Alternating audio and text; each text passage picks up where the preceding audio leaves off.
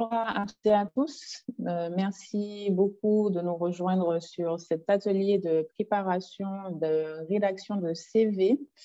Avant qu'on ne commence avec nos deux présentatrices ce matin, donc Caroline Chevalier de l'Espace Sud en Martinique et Sophie Picavet, directrice de l'Alliance française de Sainte-Lucie. Petit point méthodologique, donc cet atelier est disponible en français et en anglais.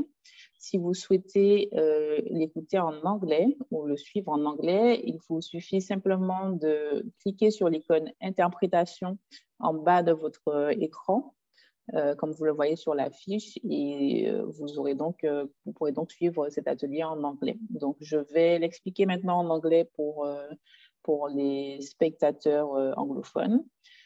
First of all, thank you very much. Good morning, and thank you very much for being with us this morning for this workshop on how to write a very efficient resume. Just quick recommendations because this workshop is going to be available in French as well as in English. And if you would want to listen to it in English, you just need to go on the icon at the bottom of your screen, written interpretation, and choose the English channel on this. So today our panelists are Ms. Caroline Chevalier from the Espace Sud, which is a community in Martinique, and as well as Ms. Sophie Picavet, who is the director of the Alliance Française in Saint Lucia. So without further ado, I will leave the floor to our guests this morning, and thank you again for being with us. Caroline et Sophie, je vous donne la parole. Ok, bonjour à tous. Alors, nous avons la tâche de voir avec vous un atelier un petit peu spécifique qui fait partie de votre bagage avant votre mobilité vers l'étranger. Alors, on va commencer par se présenter. Si Marie-Noëlle veut bien nous remettre le PowerPoint. Donc, moi, je suis Caroline Chevalier et je travaille à l'Espace Sud, qui est une communauté d'agglomération. C'est une réunion, en fait, de communes qui se trouve en Martinique. Et dans cette communauté d'agglomération, qui est un service public, un établissement public local, je travaille à la direction de la coopération et je fais particulièrement l'accompagnement à la mobilité internationale des personnes qui habitent dans le Sud. C'est à ce titre-là que ce matin, j'interviens avec Sophie, que je laisse se présenter.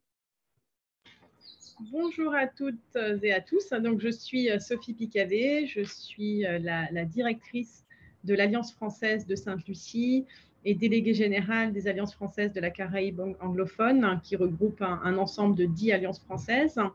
Et les alliances françaises ont pour but de faire rayonner la langue et la culture française en dehors principalement des territoires francophones.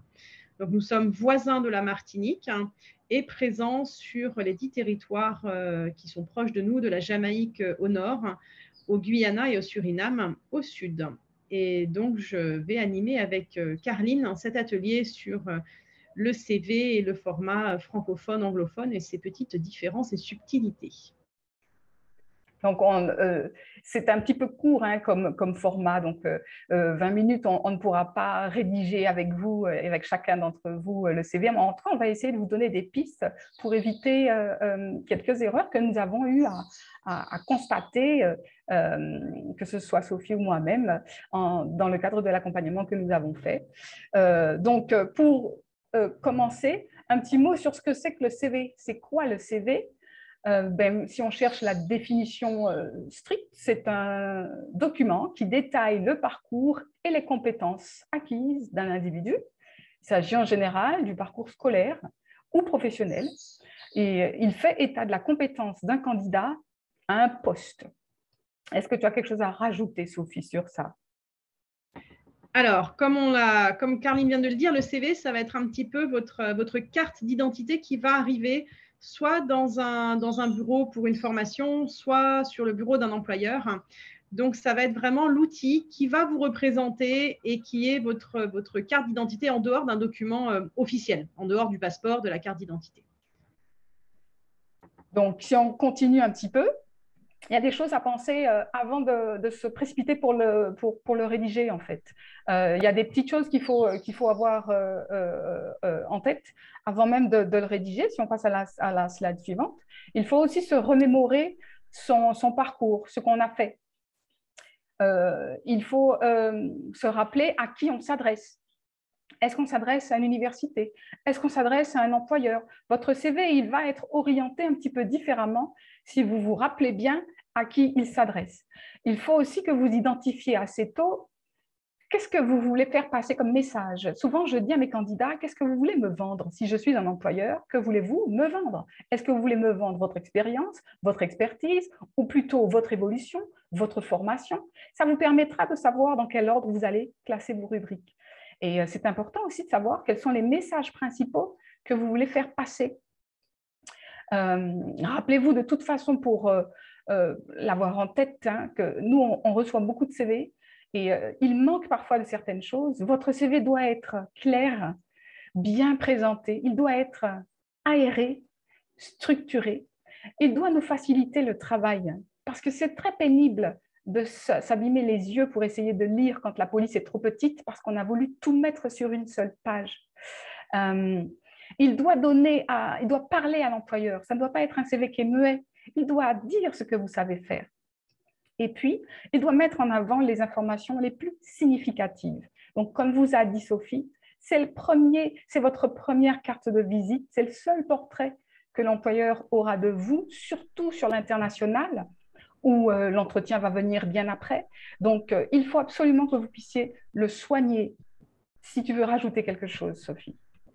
Alors, je rajouterai juste en complément de ce que tu viens de dire, Carline, l'importance, Carline en a parlé, mais vraiment, j'insiste, l'importance que votre CV corresponde à l'objectif fixé. Donc, si vous passez une journée à faire des candidatures et que vous faites 5 candidatures, vous aurez 5 CV différents. Le CV doit vraiment être lié à l'action que vous faites à l'instant T et ce n'est pas un CV que vous utilisez pour toutes les mêmes occasions. On va voir ce qu'il comporte, hein, mais il doit comporter un titre, il doit vraiment être destiné à une annonce, à la réponse à une annonce, ou alors à un désir de mobilité, ou vraiment un objectif précis. Donc, on ne peut pas faire un CV et se dire, ça y est, j'ai fait mon CV, je suis tranquille. Non, non, non.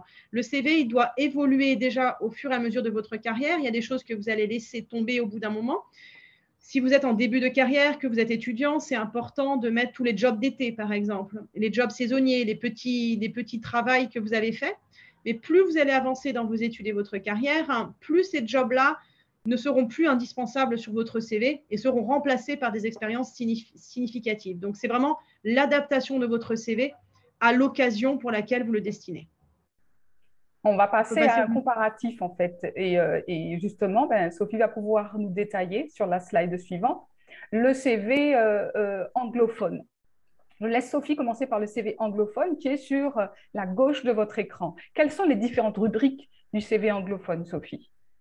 Alors, le CV anglophone, contrairement au CV francophone, aura une partie de l'état civil qui sera moins détaillée. On n'a pas besoin et on ne souhaite pas savoir hein, si vous êtes marié, célibataire, si vous habitez chez vos parents. Enfin, ce n'est pas quelque chose que l'on met en avant sur le CV.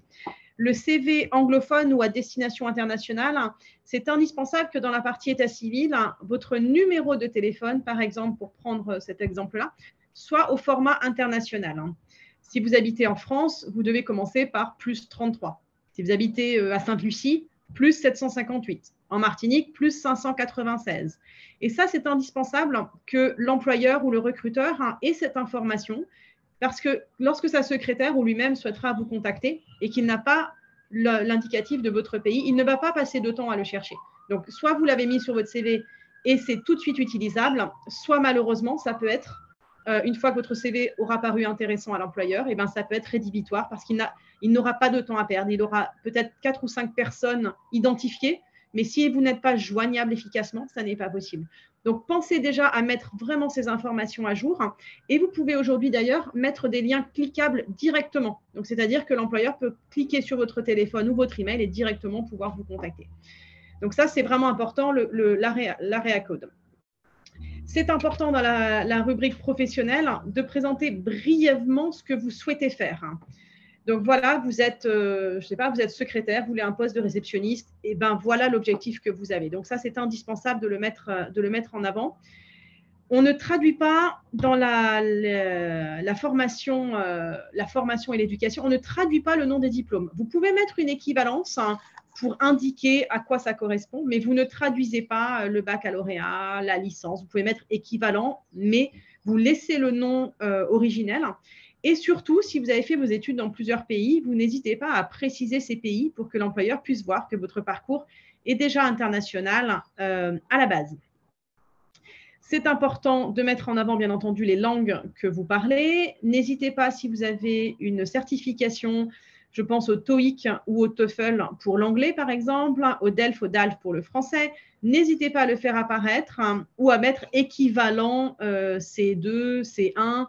Mais ça, c'est important. Et si vous êtes sur une démarche d'expatriation et d'emploi à l'étranger, l'investissement du passage d'un TOEIC et d'une préparation, petite parenthèse, mais il y a des très, très bonnes applications pour préparer le TOEIC aujourd'hui. Donc, ça marche très, très bien et ça peut être un investissement intéressant qui n'est valable que 2 ans. Attention, c'est un test valable 2 ans, mais ça peut être intéressant sur votre CV. C'est important de mettre en avant aussi toutes les activités bénévoles que vous avez pu faire. Le volontariat, le bénévolat est très, très valorisé par les employeurs et peut vraiment aussi faire sortir votre CV du lot, excusez-moi. Et enfin, quelque chose qui est souhaitable sur les CV en anglais vont être les références. Donc, en minimum 2, c'est intéressant. N'hésitez pas à contacter et à informer les personnes que vous mettez en référence. C'est important qu'elles soient au courant, que vous postulez sur des postes ou que vous visez une certaine formation et que vous les avez nommées dans votre CV.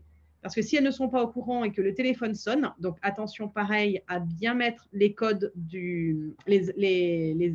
comment on dit en français, le code le plus 33, plus 596 pour que la personne qui souhaite contacter vos références puisse le faire. Donc ça, c'est vraiment indispensable. Ce sont juste des petits tips. Il y a beaucoup de choses à dire. Mais Caroline va vous parler aussi du CV du côté français. Oui, le CV du côté français, si on compare, en gros, les rubriques sont quasiment les mêmes. La principale différence réside, Sophie vous l'a dit, dans la partie état civil et puis surtout les références. En France, en fait, on n'a pas trop recours, officiellement en tout cas, aux références. Donc, on ne va pas trouver cette rubrique à la fin du CV français.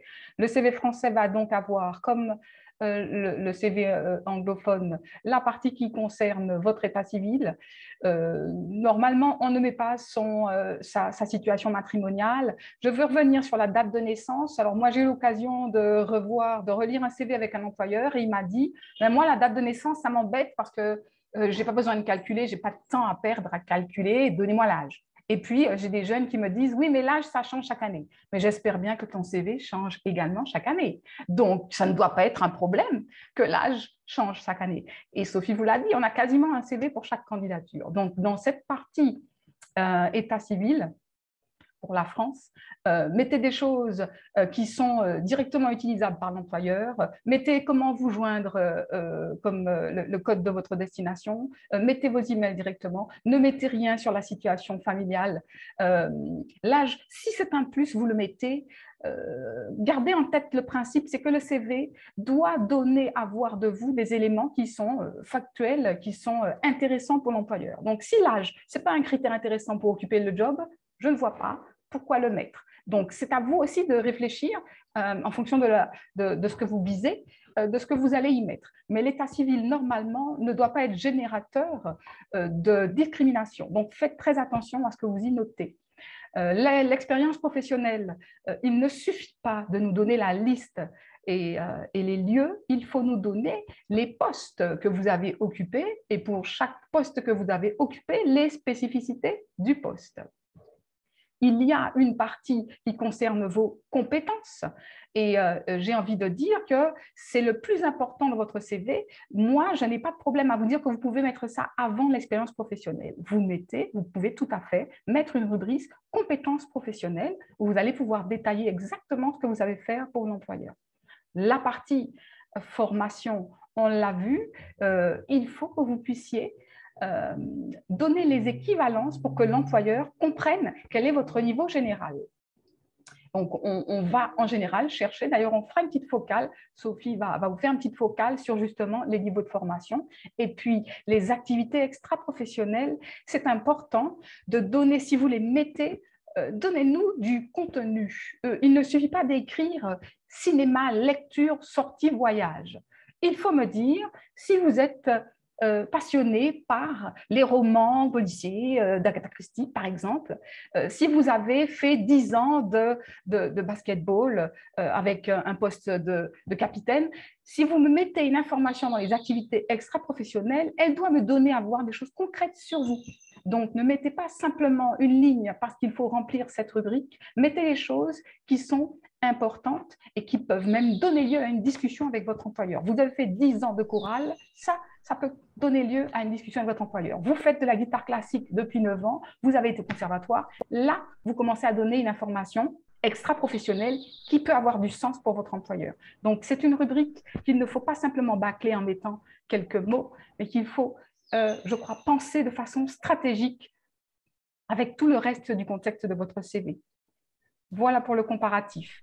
Je vais même rajouter, Carline, qu'en tant qu'employeur, hein, c'est vraiment une des parties qui est regardée parce que finalement, vous avez un petit peu tous la même formation, un petit peu tous le même parcours. Mais si vous avez fait 10 ans de basket à un niveau professionnel et que votre employeur est fan de sport d'équipe, eh ben, ça peut faire la différence. Donc, ne bâclez pas cette partie finale de votre CV. C'est en plus souvent ce qui arrive en bas, donc c'est souvent là où le regard va s'arrêter. Et il ne s'agit pas de mettre que vous êtes un as du yoga si vous ne pouvez pas rester en place plus de 2 minutes. Hein. Mais c'est important de donner des détails sur les expériences internationales. Et effectivement, si vous avez fait plein de voyages, il ne faut pas dire voyage, il faut dire 3 mois backpacking en Guyane, 6 mois de working holiday en Australie. Et voilà. Et ça, c'est autre chose que voyage. Alors, les équivalences de diplômes, donc là, on est sur la Grande-Bretagne, mais ça peut être des choses qui peuvent être vraiment partout dans le monde. C'est indispensable que vous puissiez avoir une petite connaissance des diplômes et des équivalences dans le pays dans lequel vous postulez. Donc, le brevet des collèges, par exemple, du côté de Sainte-Lucie, où je me situe actuellement, ça va être l'équivalent du CXI. Donc, c'est ce qu'on va passer à la fin du Form 5. C'est des étapes dans la scolarité qui sont quasi présentes partout, mais avec des noms différents. Donc, intéressez-y-vous.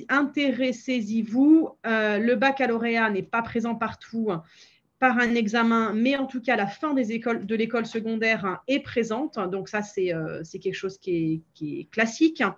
Et dans l'enseignement supérieur, attention, la licence, effectivement, devient un bachelor. Le master reste un master.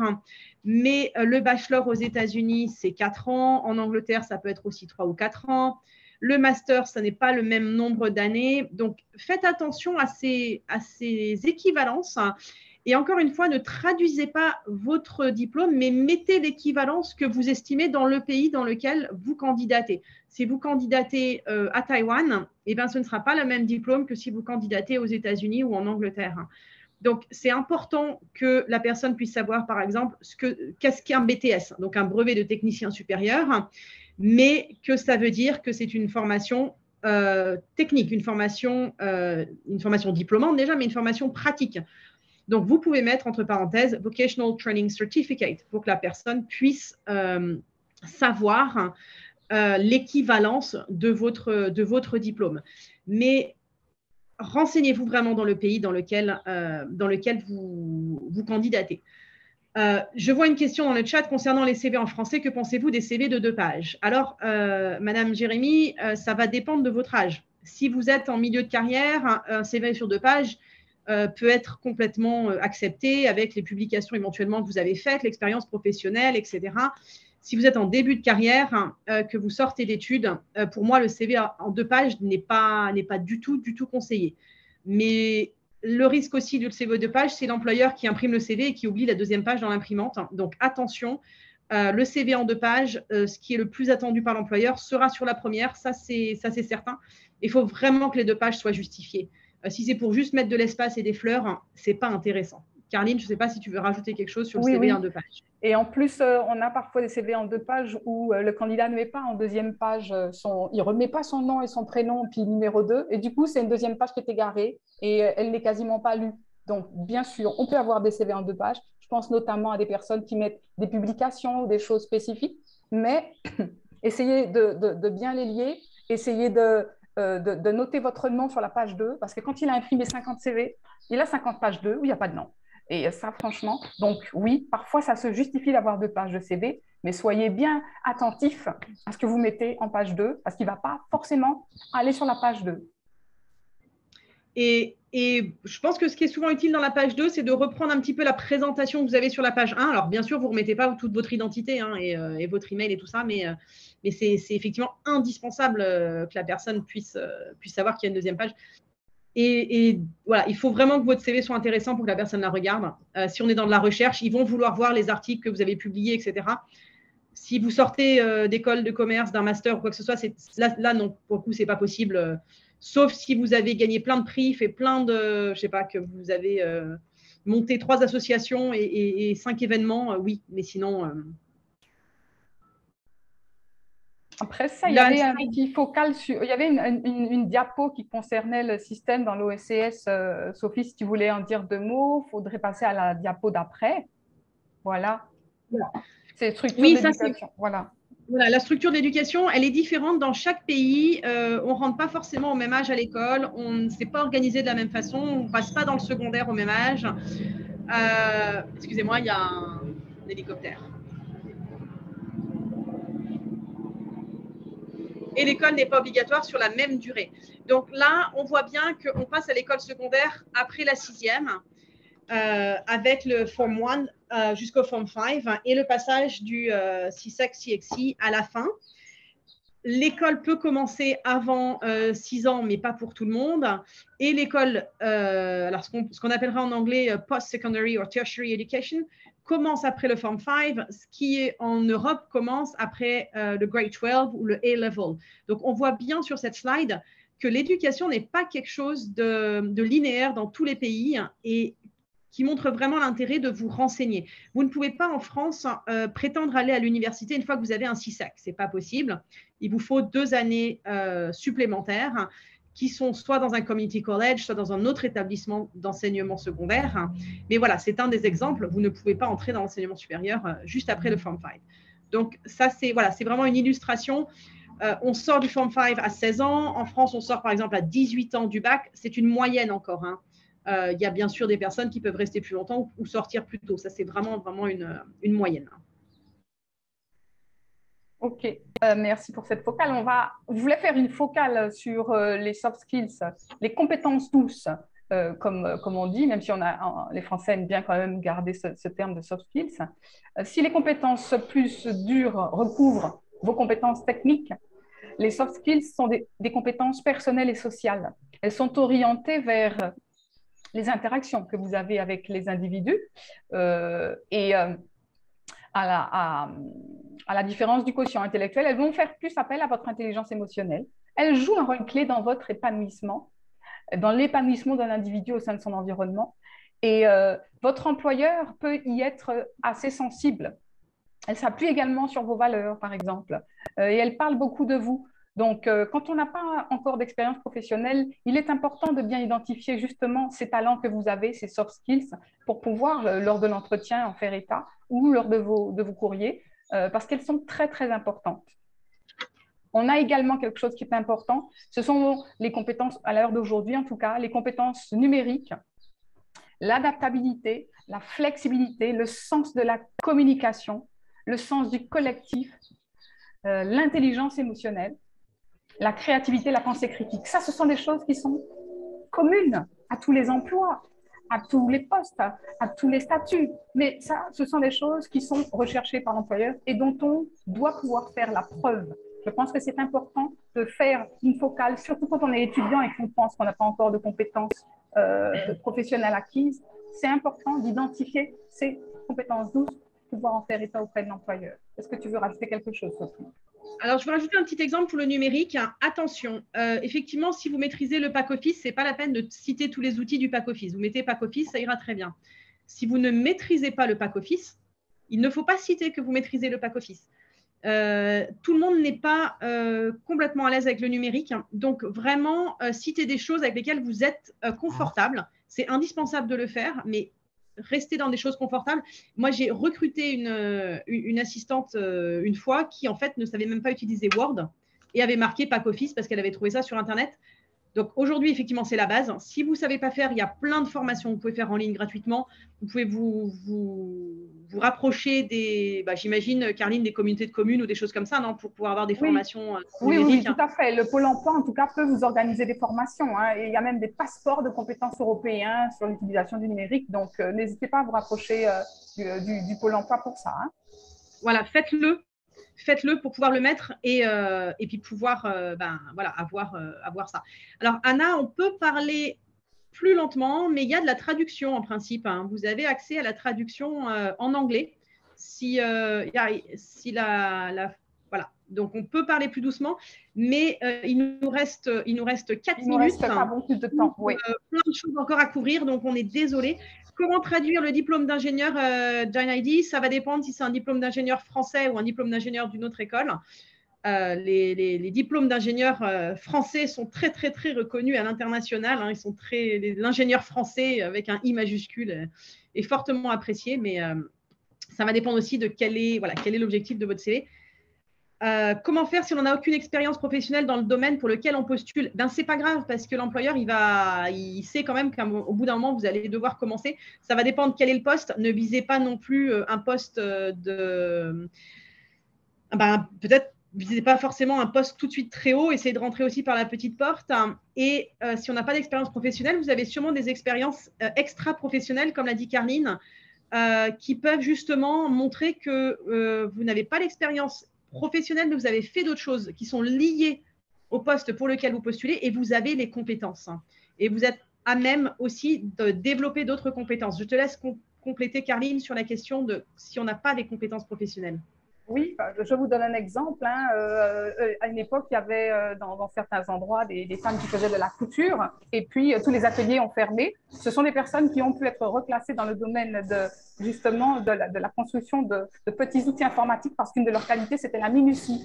La minutie, si on l'a acquise dans un autre secteur d'activité, mais qu'elle est nécessaire pour le poste pour lequel on applique, on peut être retenu. C'est un exemple. Vous devez justement puiser dans vos expériences extra-professionnelles pour savoir ce que vous pouvez mettre en avant pour occuper le poste que vous visez. L'esprit d'équipe, vous n'avez pas d'expérience dans cela, mais vous êtes capitaine d'une équipe de foot depuis 10 ans, là, vous pouvez dire que pour être leader, vous avez en tout cas cette compétence-là. Donc, c'est à vous de chercher un petit peu dans votre profil les qualités et les compétences douces que vous avez développées et qui sont utiles pour occuper le poste que vous visez.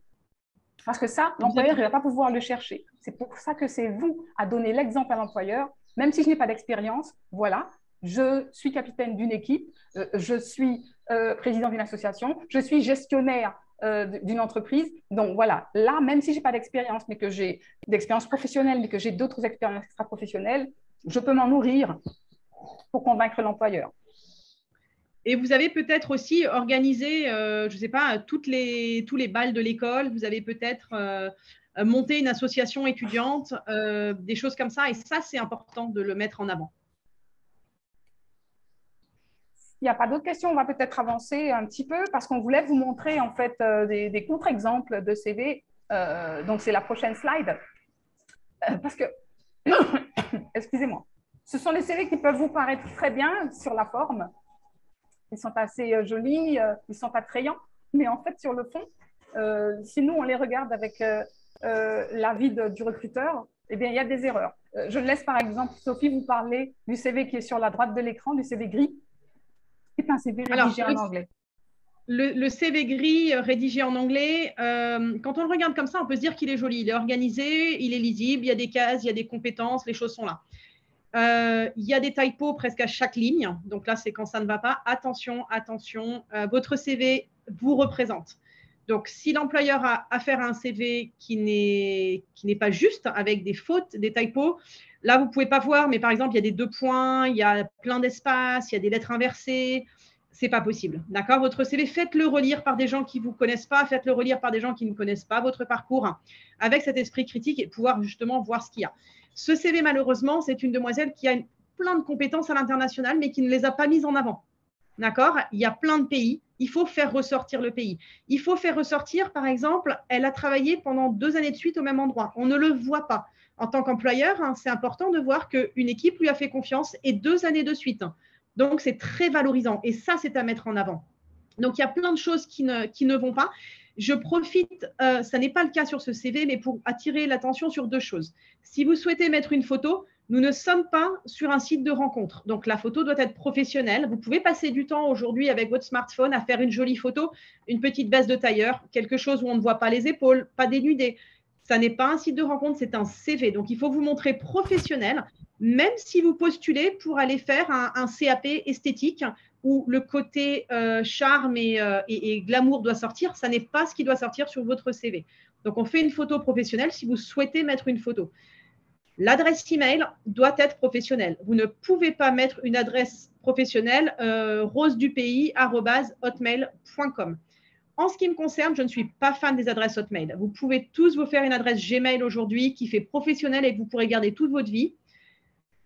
Ça se discute sur les adresses des écoles. Certains trouvent que c'est bien de mettre l'adresse de l'école pour montrer que vous êtes dans telle et telle école.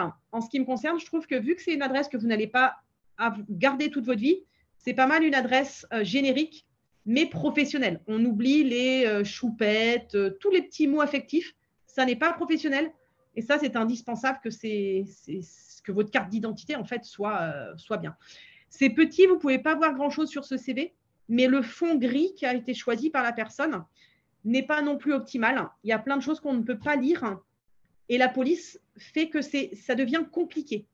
D'accord? Si vous voulez être original, il faut que ce soit justifié.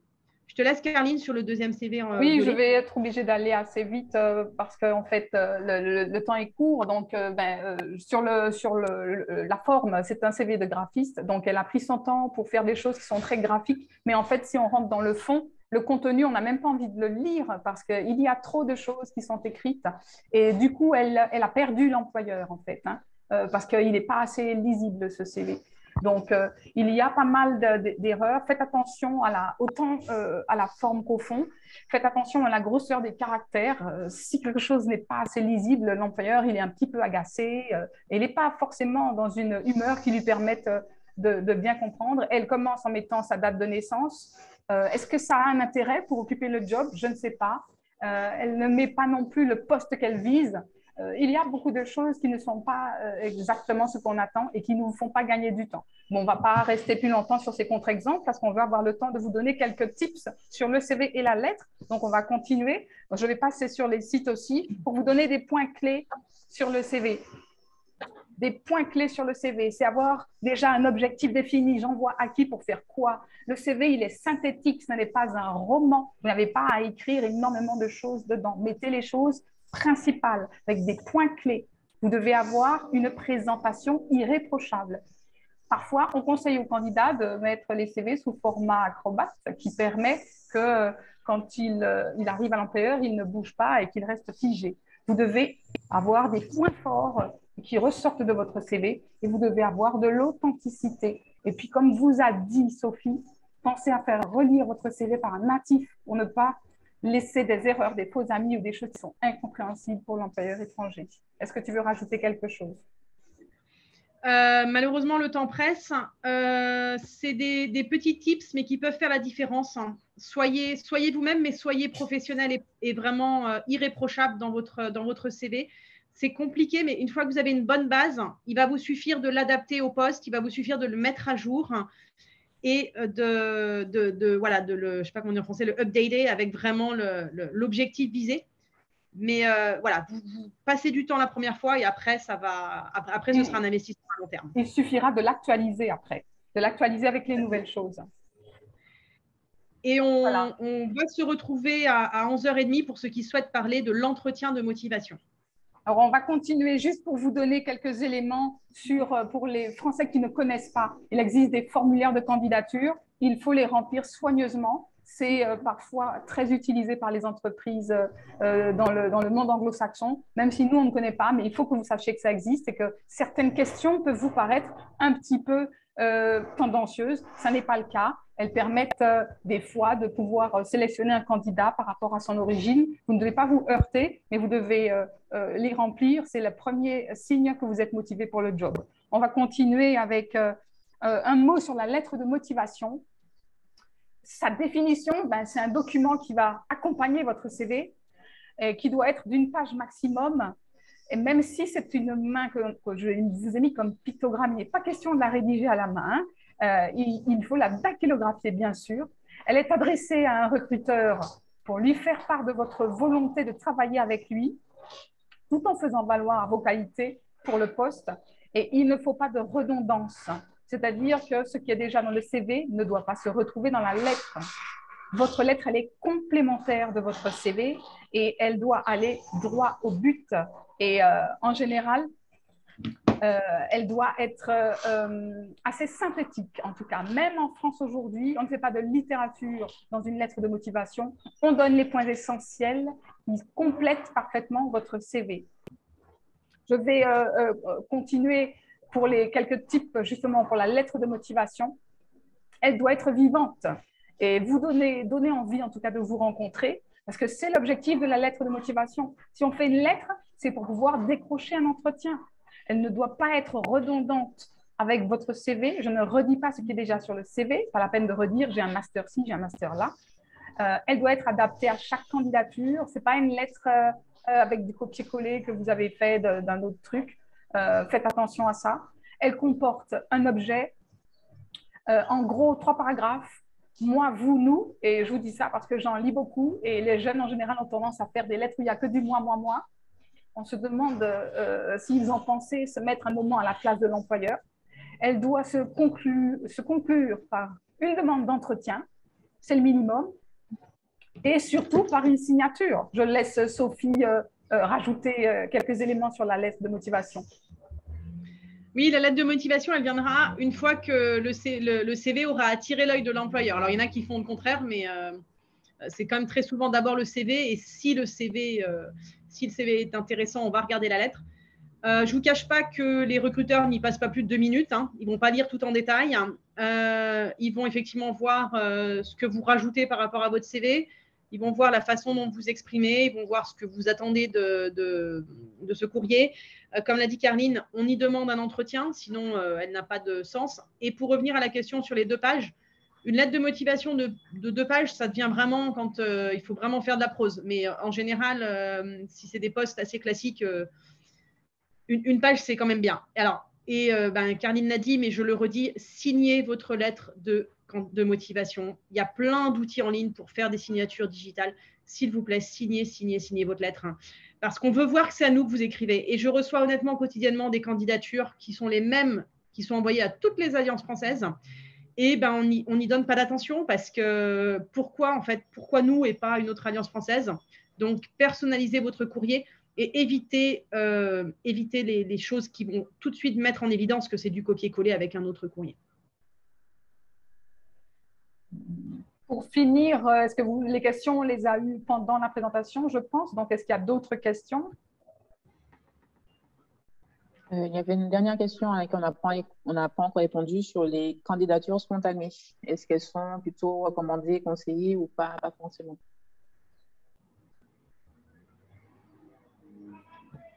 Alors, je vais du coup répondre rapidement. Candidature spontanée, oui, c'est jamais mauvais de faire une candidature spontanée parce que vous pouvez tomber au bon moment ou alors votre CV va sortir du lot, on se dire ah tiens, je n'avais pas pensé, mais peut-être que j'aurai cette opportunité-là.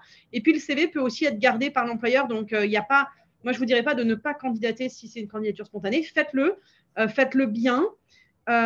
Il faut savoir que l'employeur, il a besoin de trouver quelqu'un. Hein. Nous, on a besoin de trouver la perle rare pour le poste à pourvoir. Donc, si la personne vient à nous, voilà. Après, il y a des choses, il faut savoir aussi relancer, mais ne pas relancer trop tôt. Si vous relancez un employeur au bout de 2 jours après avoir fait une candidature spontanée, ça peut paraître un petit peu agressif comme mode de communication. Donc, il y a vraiment toute cette subtilité-là à avoir qui diffère aussi des pays. Je ne sais pas, Caroline, si tu veux rajouter quelque chose sur les candidatures spontanées. Oui, pour moi, les candidatures spontanées, elles sont utiles. Simplement, il faut bien les cibler. Pour vous donner l'exemple de Martinique et des jeunes que je reçois quand ils recherchent localement, tout le monde fait une candidature spontanée à la Chambre de commerce et à la région, à la CTM aujourd'hui. Donc, ce type de candidature spontanée-là, ce n'est pas la peine. Ce sont des établissements qui vont recevoir 100 à 150 candidatures spontanées par jour.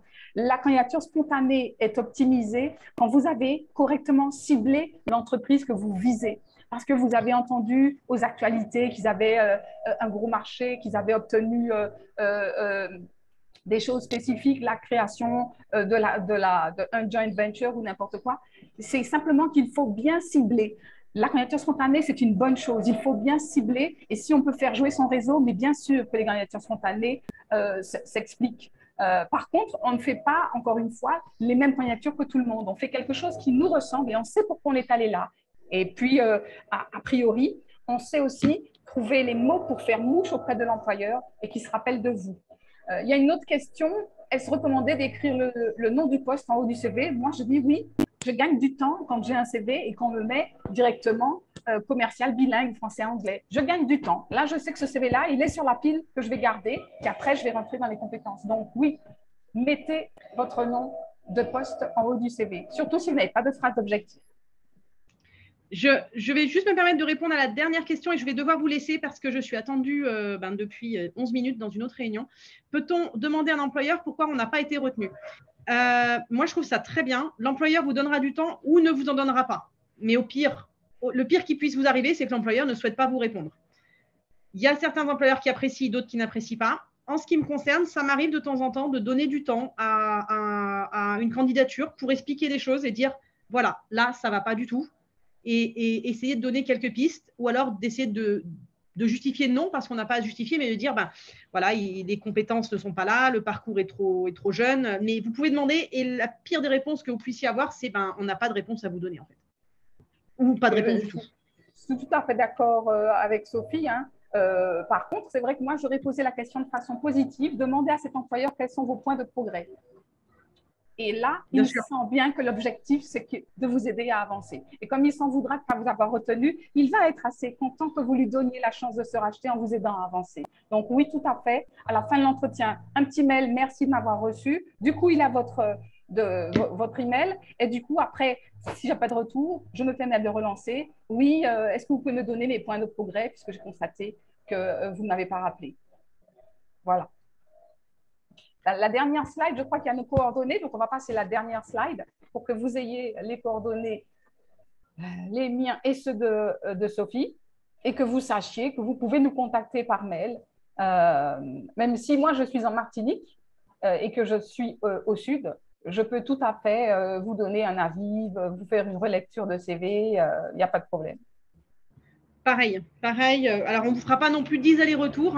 On pourra vous faire un aller-retour avec des conseils et ensuite une relecture, mais n'hésitez pas. Voilà. Marie-Noël, on te… Bien, oui, merci beaucoup, mesdames. Merci beaucoup, mesdames, pour cette présentation très, très complète et surtout pour les réponses à ces questions. Merci aussi à nos spectateurs aujourd'hui, aux participants de l'atelier pour vos questions très pertinentes.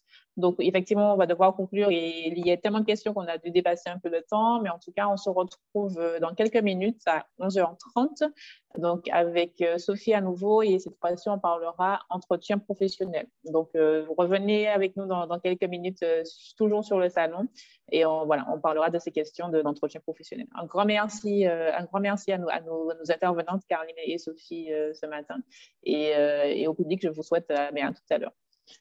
À bientôt. À bientôt.